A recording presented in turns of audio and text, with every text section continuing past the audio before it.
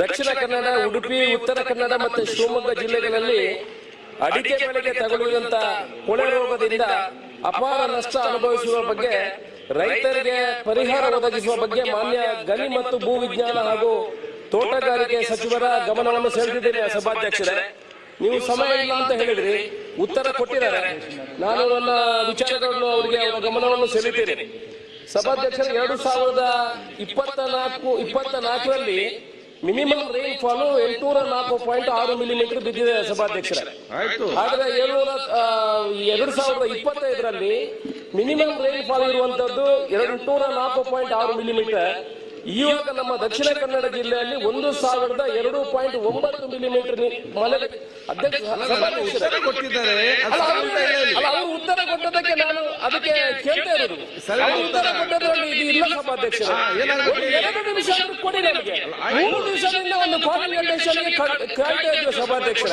3 ದಿವಸ ನಿನ್ನೆ ರಾತ್ರಿ 12 ಗಂಟೆ ಕಾದಿದ್ದೀವಿ.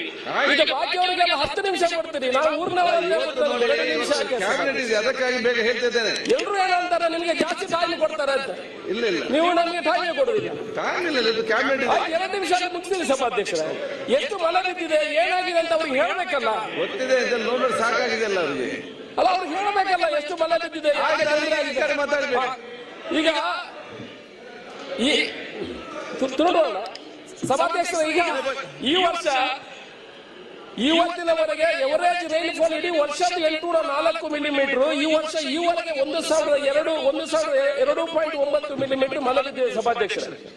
ಈಗ ಇಡೀ ಕೊಳೆ ರೋಗ ಬಂದು ನಿಮ್ಮ ಏರಿಯಾದಲ್ಲಿ ಸ್ವಲ್ಪ ಕಡಿಮೆ ಇದೆ ಅಡಿಕೆ. ನಮ್ಮ ಏರಿಯಾದಲ್ಲಂತೂ ಅಡಿಕೆಗೆ ಎಲ್ಲ ಅವಲಂಬಿತರಾಗಿರುವ ರೈತರು ಅವಲಂಬಿತರಾಗಿದ್ದಾರೆ ಸಭಾಧ್ಯಕ್ಷರೇ. ಟೋಟಲ್ ಡ್ಯಾಮೇಜ್ ಆಗಿರುವಂತದ್ದು ಈ ಕೊಳೆ ರೋಗದಿಂದ ಸುಳ್ಯದಲ್ಲಿ 1,100 ಹೆಕ್ಟೇರ್ ಹೋಗಿದೆ. ಪುತ್ತೂರಿನಲ್ಲಿ 2,100 ಹೆಕ್ಟೇರ್ ಕೃಷಿ ಭೂಮಿ ಅಡಿಕೆ ಪೂರ್ತಿ ಅಡಿಕೆ ಬಿದ್ದಿದೆ. ಬೆಳ್ತಂಗಡಿಯಲ್ಲಿ 1,980 ಹೆಕ್ಟೇರ್ ಅಲ್ಲಿ ಹೋಗಿದೆ.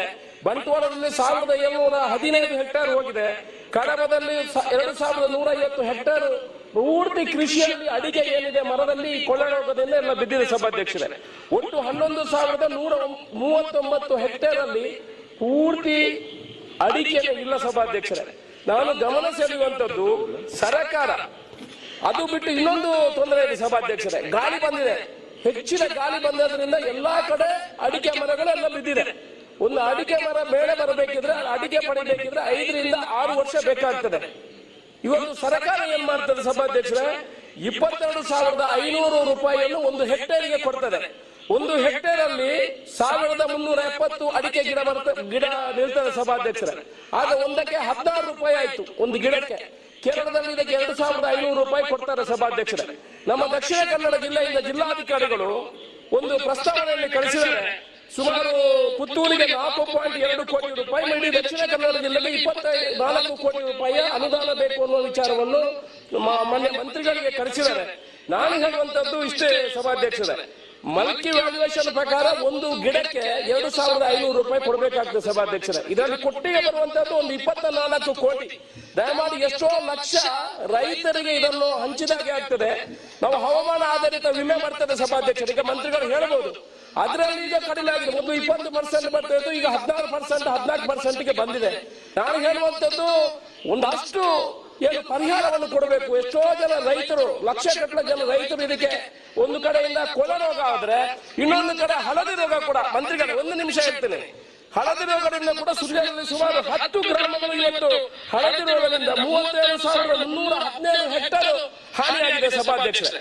ಅದರಿಂದ ದಯಮಾಡಿ ಸರ್ಕಾರ ಇಡೀ ದಕ್ಷಿಣ ಕನ್ನಡ, ಉಡುಪಿ, ಶಿವಮೊಗ್ಗ ಈ ಭಾಗಕ್ಕೆ ಇದಕ್ಕೆ ಪರಿಹಾರ ಕೊಡಬೇಕು. ಇದೊಂದು ದೊಡ್ಡ ಪರಿಹಾರ ಸಭಾಧ್ಯಕ್ಷ ಸರ್ಕಾರಕ್ಕೆ ಸುಮಾರು 24-25 ಕೋಟಿ ಕೊಡುವ ಮುಖಾಂತರ ಆ ಪರಿಹಾರವನ್ನು ಕೊಡಬೇಕು ಅಂತ ಮಾನ್ಯ ಮಂತ್ರಿ ಒಳ್ಳೆ ಚೆನ್ನಾಗಿದ್ದಾರೆ, ಒಳ್ಳೆಯವರು ಖಂಡಿತ ಮಾಡ್ತಾರೆ. ಅವರ ಗಮನವನ್ನು ಸೆಳೆಯುತ್ತೀನಿ ಸಭಾಧ್ಯಕ್ಷರೇ.